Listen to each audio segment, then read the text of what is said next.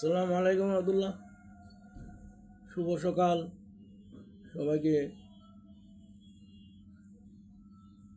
শুভেচ্ছা জানিয়ে শুরু করলাম কোরআন কোরআনের কিছু বাণী, যেটা আমাদের সবার জন্য পথের পাথেয় হিসাবে যদি আমরা ফলো করি, এটা পথের পাথেয় হিসাবে কাজ করবে। নাম্বার 1 হলো যে আল কোরআনটাকে দোয়া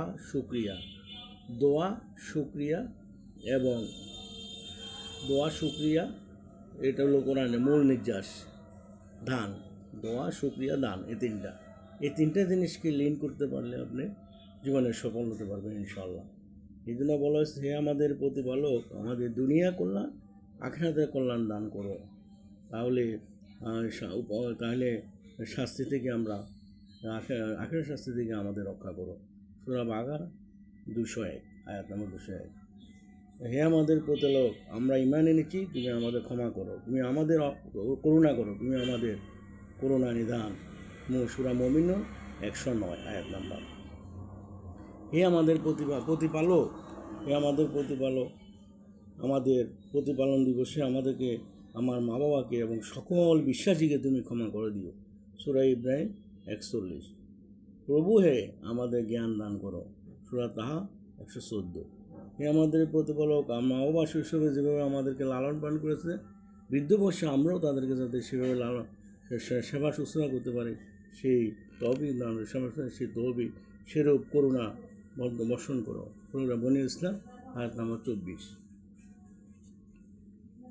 সুতরাং আমরা আমাদের কোরআন কণিকা থেকে কিছু সূরা উদ্ধৃতি দিয়ে আমরা কিছু, যেমন তুমি হে আমাদের প্রতিপালক, তুমি আমাদের কাজ কবুল করো, নিশ্চয়ই তুমি সব শোনো এবং সব জানো। সূরা বাকারা আয়াত নম্বর 127।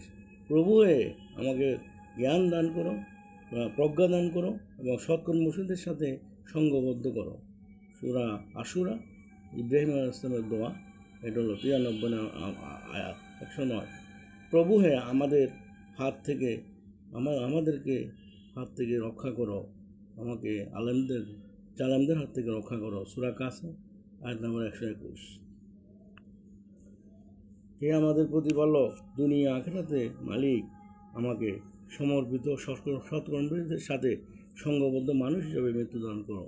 সূরা ইউসুফ 101। হে আমাদের প্রতিপালক, আমরা আমাদের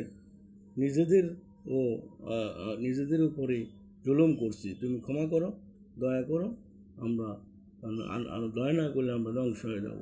সূরা আরা 23 নম্বর আয়াত।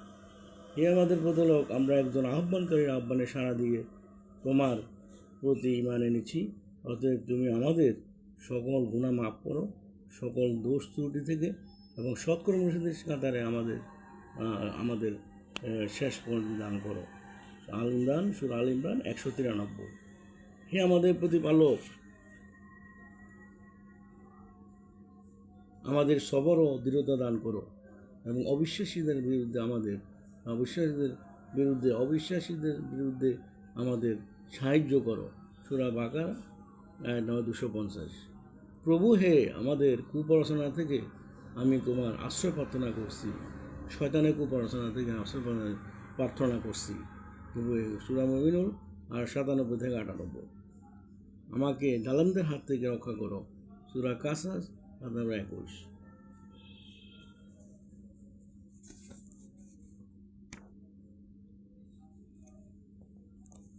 সুতরাং আমাদেরকে যে সূরাগুলো উদ্ধৃতি দিয়ে আমরা কিছু কথা বললাম, এগুলো যদি আমরা সমাজ জীবন, রাষ্ট্রীয় জীবন, ব্যক্তিগত জীবনে ফলো করা, আমরা অ্যাপ্লাই করতে পারি, তাইলে আমার বিশ্বাস যে সমাজ, রাষ্ট্র এবং জাতি অত্যন্ত সমৃদ্ধি লাভ করবে। সুতরাং আমাদের এগুলো ফলো করে আল্লাহ তৌফিক দান করুন। রব্বুল আলমিনের কাছে দয়া করছি। পাশাপাশি আমার আরেকটা কথা সম্রাট নেপোলিয়ন বলেছিলেন, give me a good mother, I will give you good nation. আমাকে একটা ভালো মা দাও, আমি একটা ভালো জাতি দিব। ভালো মা দেওয়ার ফলে একটা জাতি উপহার দিব। সুতরাং প্রত্যেকটা জাতির জন্য একটা ভালো মা, প্রত্যেকটা পরিবারের জন্য ভালো মা দরকার, যেখানে সন্তানকে লালন পালন করা, সন্তানকে গুড ইনস্ট্রাকশন দিয়ে উত্তরোত্তর সামনের দিকে এগিয়ে নিয়ে যেতে পারবে এবং জাতি তাতে বেনিফিটেড হবে। এবং সন্তানকে বয়স 18 আগে কোনো স্মার্টফোন দেওয়াটা উচিত হবে না, কারণ স্মার্টফোন দিলে তারা ওটাতে আসক্ত হয়ে যায় পরে তারা বিভিন্ন পড়াশোনা নিজস্ব পড়াশোনা বাদ দিয়ে তারা এইটাতে আসক্তি, বিভিন্ন গেম, বিভিন্ন ভিডিও গেম, চ্যাটিং এই করা শুরু করে, সময় দ্রুত শেষ হয়ে যায়। আমরা যখন পড়াশোনা করছি তখন আমাদের কাছে কোনো মোবাইল ছিল না। তখন 80-র দশকে আমি 87-তে এসএসসি পরীক্ষা দিয়েছি। তখন আমরা কোনো মোবাইল ফোন দেখিও নাই। তখন মোবাইল ফোন যখন আসছে সিটি সেলের বড় ফোনটা, তখন আমরা কলেজে পড়ি, ঢাকা কলেজে, তখন দেখছি এই ফোনে। সুতরাং তখন আমরা পড়াশোনা করছি, আমরা ঢাকা কলেজে পড়াশোনা করছি, ঢাকা ভার্সিটিতে পড়াশোনা করছি, তারপর তো ভালো চাকরি করছি। এরপরে ব্যবসা বাণিজ্য দেখান যতটুকু চেষ্টা করতেছি, আমরা পারবো ইনশাল্লাহ, এই বিশ্বাস রাখি। সুতরাং যারা ইয়ং জেনারেশন আছে তাদেরকেও নৈতিকতা, বিশেষ করে মোরালিটি, নামাজ, রিলিজিয়ান, ইন্টিগ্রিটি, সিনসিয়ারিটি, অনেস্টির প্রতি পড়াশোনা তাদের মনোযোগ দিতে হবে। ভালো ছাত্র হলে ভালো মানুষ হতে হবে, আলোকিত মানুষ হতে হবে, তাহলে সমাজ, রাষ্ট্র, দেশ উপকৃত হবে। সুতরাং সবাইকে ভালো থাকুন, সুস্থ থাকুন। হাজিদের জন্য দোয়া করবেন, হাজিরা যাতে সুস্থ সাথে তাদের হজ প্রায় শেষের দিকে, অনেকে চলে আসছে বিভিন্ন জায়গায় বাংলাদেশ সারা বিশ্বে। বাকি যারা আসেন না তারাও যাতে সুস্থ স্বাস্থ্যে হজ কমপ্লিট করে রসুলের রোজা মোবারক জায়াত করে সালাতু আসসালামু আলাইকুম ইয়া রাসূলুল্লাহ, সালাতু আসসালামু আলাইহি ইয়া হাবিবাল্লাহ, তাদের সালাম দিয়া যাতে আবার নিজ নিজ গন্তব্যস্থলে সুস্থ স্বাস্থ্যে ফেরা থাকে, তার জন্য দোয়া করতে।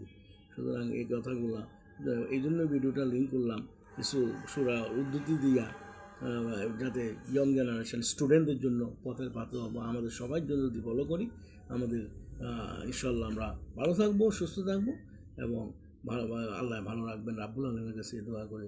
ধন্যবাদ। আসসালামু আলাইকুম ওয়া রাহমাতুল্লাহ।